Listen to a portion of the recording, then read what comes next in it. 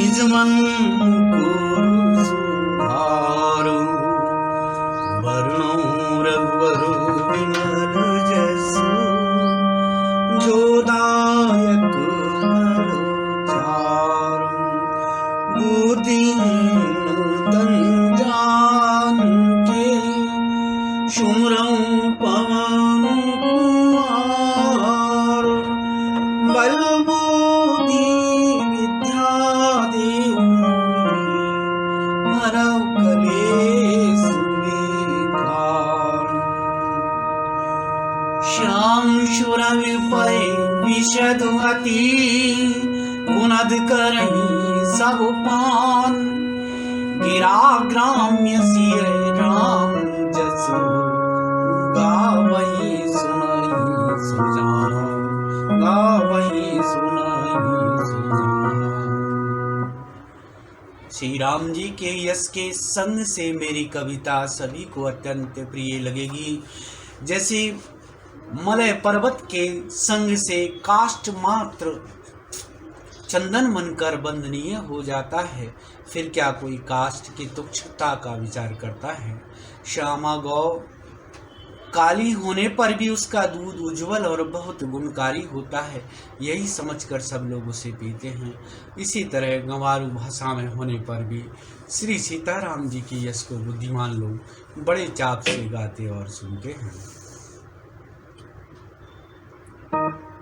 मणिमाणिक मुकुता छवि जैसी, नई गिरी गज सिर सोई नटेसी।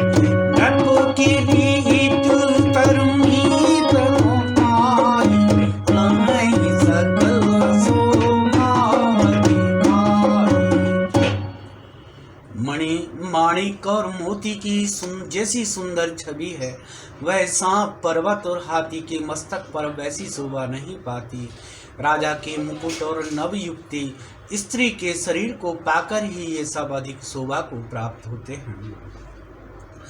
तैसे ही सुख विकपित बुद्धि काई, उपजई अनंत छवि भगत ऋतु विधि भवन बिहारी।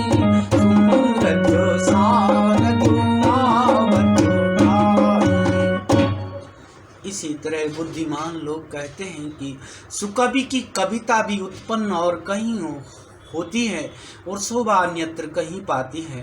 अर्थात कवि की वाणी से उत्पन्न हुई कविता वहाँ शोभा पाती है जहाँ उसका विचार प्रचार तथा उसमें कथित आदर्श का ग्रहण और अनुसरण होता है। कवि के सुमरन करते ही उसकी भक्ति के कारण सरस्वती जी ब्रह्मलोक को छोड़कर दौड़ी आती हैं। रामचरित स्वरूपी मनवाई, सो श्रम जाई कोटि उपाय। कवि को विद्वस हृदय विचारी, गावई हरि जस कलिमल नारी। सरस्वती जी दौड़ी आने की वह थकावट रामचरित सरोवर में उन्हें नहलाए बिना दूसरे करोड़ों उपायों से भी दूर नहीं होती। कवि और पंडित अपने हृदय में ऐसा विचार कर कलयुग के पापों को हरने वाले श्री हरि के यश का ही गान करते हैं।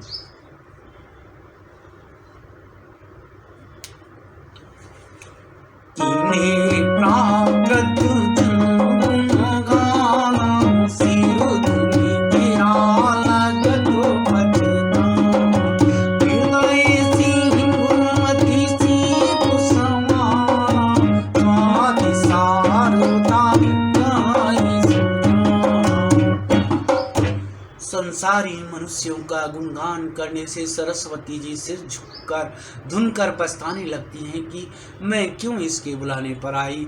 बुद्धिमान लोग हृदय को समुद्र, बुद्धि को सीप और सरस्वती जी को स्वाति नक्षत्र के समान कहते हैं। जो बरसई बरु पार विचारू,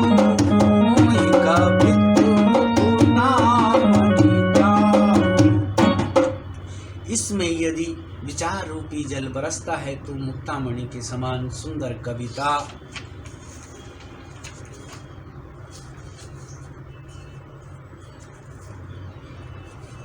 जुगति वेद पुनि कोई नहीं, रामचरित बरतागु परिहरई सज्जनों विमल शोभावती अनुराग। उन कविता रूपी मुक्तामणियों को युक्ति से वेद कर फिर रामचरित रूपी सुंदर तागे में पिरोकर सज्जन लोग अपने निर्मल हृदय में धारण करते हैं, जिससे अत्यंत अनुराग रूपी शोभा होती है। वे आत्यंतिक राम को प्राप्त होते हैं।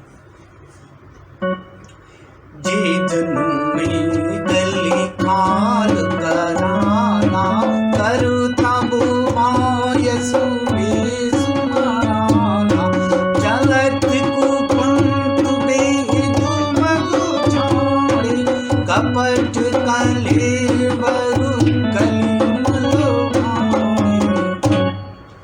जो कराल कलयुग में जन्मे हैं, जिनकी करनी कोई के समान है और वे संस का सा है,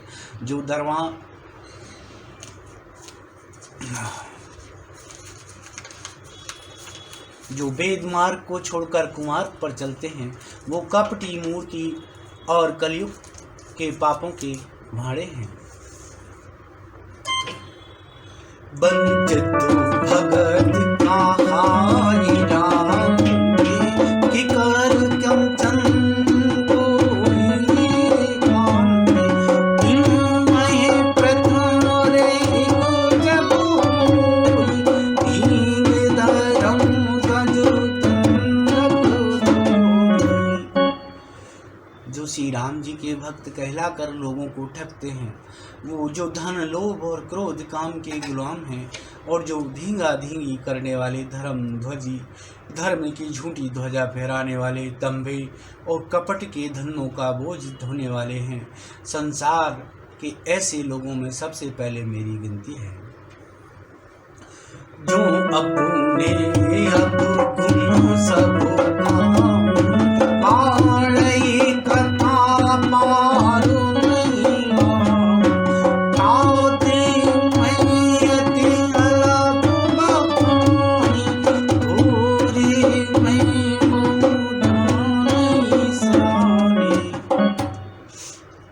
अपने सब अवगुणों को कहने लगूं तो कथा बहुत बढ़ जाएगी और मैं पार नहीं पाऊंगा। इससे मैंने बहुत कम अवगुणों का वर्णन किया है, बुद्धिमान लोग थोड़े में ही समझ लेंगे। समुझ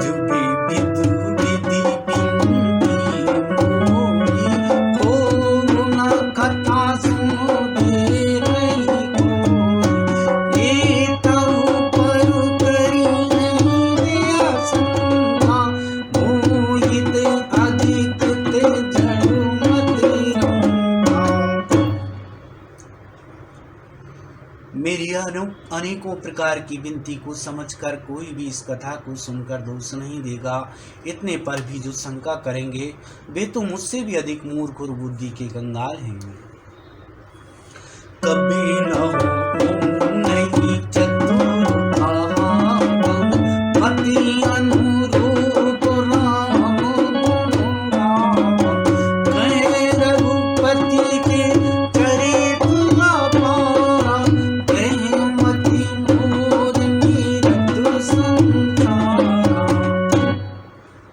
ना तो कवि हूँ ना चतुर कहलाता हूँ, अपनी बुद्धि के अनुसार श्री राम जी के गुण गाता हूँ। कहाँ श्री रघुनाथ जी के अपार चरित्र, कहाँ संसार में आसक्त मेरी बुद्धि है।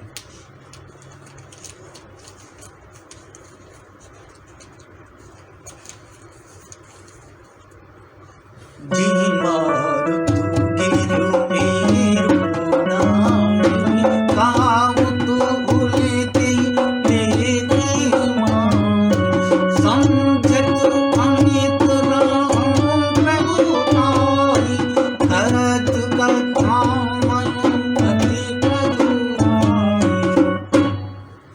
जिस हवा से सुमेरु जैसे पहाड़ उड़ जाते हैं, कहिए तो उसके सामने रुई किस दिन के गिनती में है। श्री राम जी की असीम प्रभुता को समझकर कथा रचने में मेरा मन बहुत ही जगता है।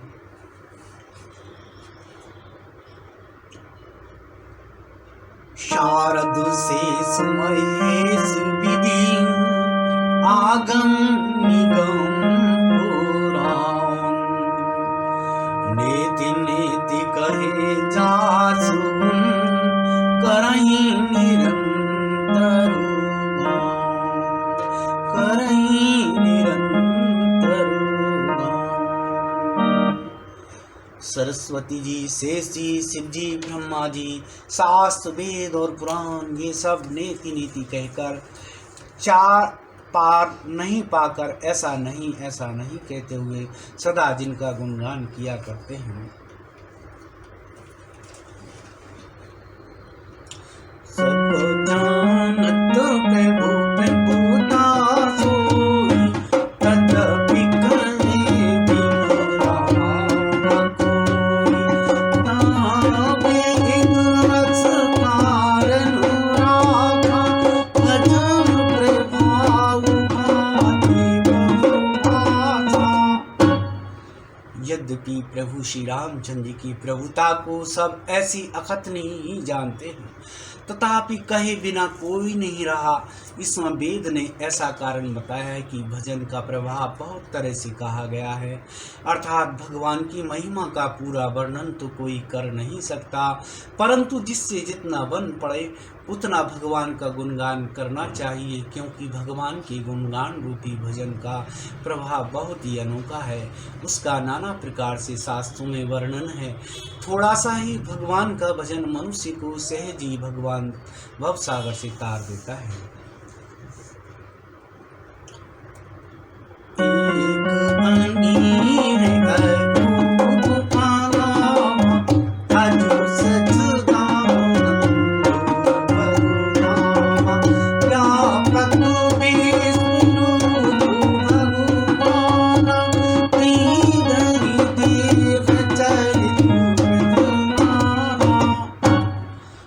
परमेश्वर हैं, एक हैं जिनके कोई इच्छा नहीं है, जिनका कोई रूप और नाम नहीं है, जो अजन्मा सच्चिदानंद और परम धाम है और जो सब में व्यापक और विश्व रूप है।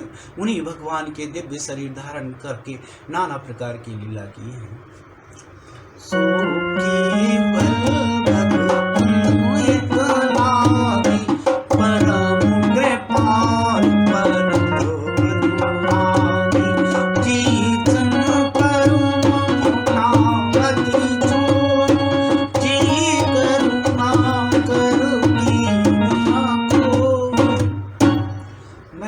केवल भक्तों के हित के लिए ही है, क्योंकि भगवान परम कृपालु हैं और शरणागत के बड़े प्रेमी हैं, जिनकी भक्तों पर बड़ी ममता और कृपा है, जिन्होंने एक बार जिस पर कृपा कर दी उस पर फिर कभी क्रोध नहीं किया।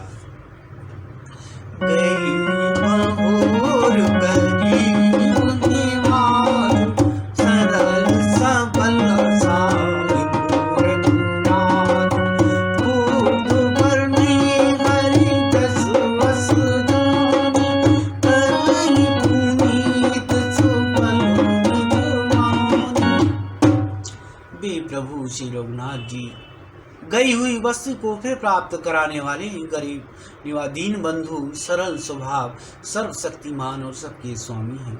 यही समझकर बुद्धिमान लोग उन श्री हरि का यश वर्णन करके अपनी वाणी को पवित्र और उत्तम फल, मोक्ष और दुर्लभ भगवत प्रेम देने वाली बनाते हैं।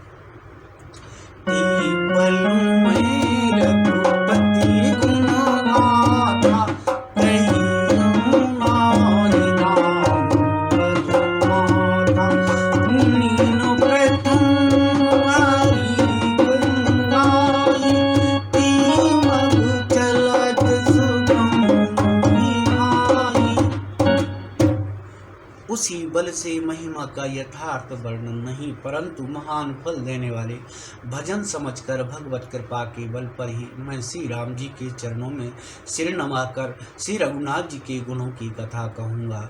इसी विचार से वाल्मीकि, व्यास आदि मुनियों ने पहले हरि की कीर्ति गाई है। हे भाई, उसी मार्ग पर चलना मेरे लिए सुगम होगा।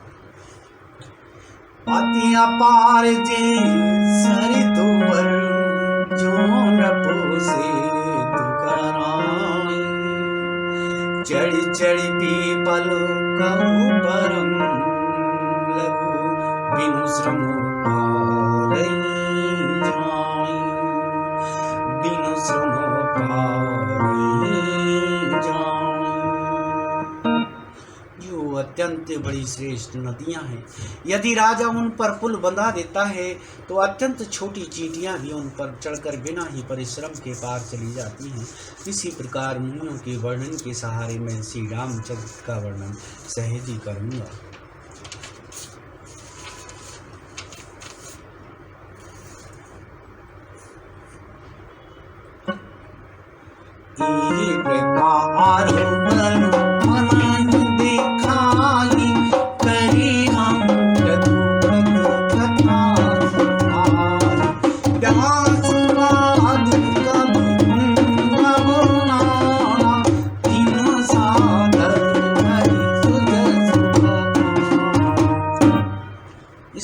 मन को बल दिखलाकर मैं श्री रघुनाथ जी की सुहावनी कथा की रचना करूंगा। व्यास आदि जो अनेकों श्रेष्ठ कवि हो गए हैं, उन्होंने बड़े आदर से श्री हरि का शिवस वर्णन किया है। चरण कमल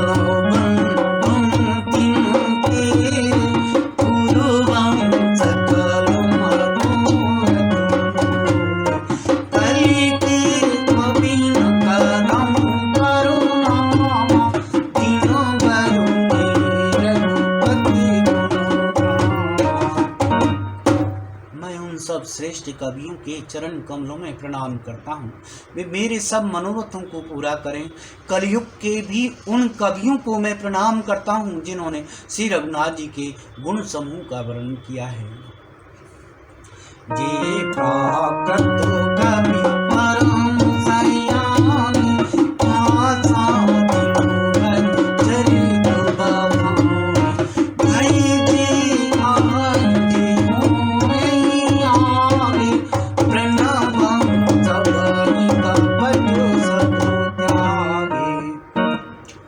बड़े बुद्धिमान प्राकृत कवि हैं जिन्होंने भाषा में हरि चरित्रों का वर्णन किया है। जो ऐसे कवि पहले हो चुके हैं, जो इस समय वर्तमान में हैं और जो आगे होंगे, उन सबको मैं सारा कपट त्याग कर प्रणाम करता हूँ।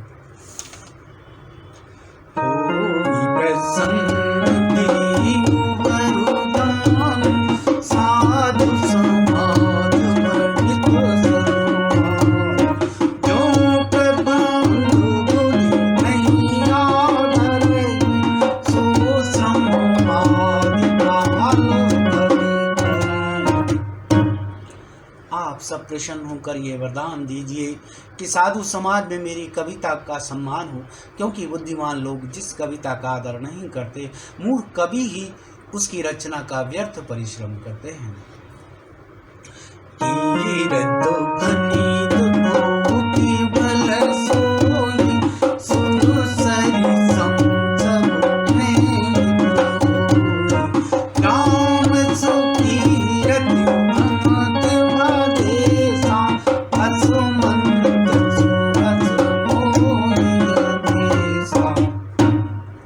कीर्ति, कविता और संपत्ति वही उत्तम है जो गंगा जी की तरह सबका हित करने वाली हो। श्री रामचंद्र जी की कीर्ति तो बहुत बड़ी सुंदर, सबका अनंत कल्याण करने वाली है, परंतु मेरी कविता भद्य है, ये असामंजस्य है, अर्थात इन दोनों का मेल नहीं मिलता, इसकी मुझे चिंता है।